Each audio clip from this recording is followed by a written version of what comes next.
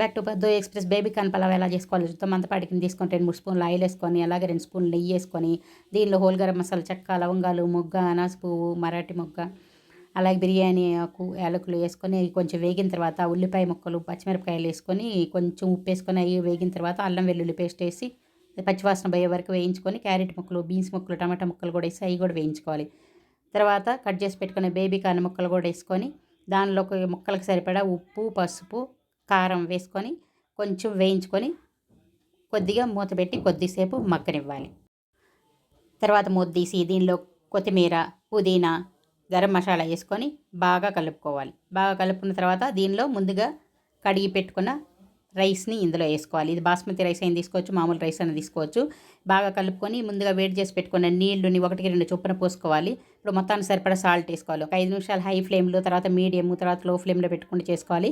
YouTube channel చూడండి.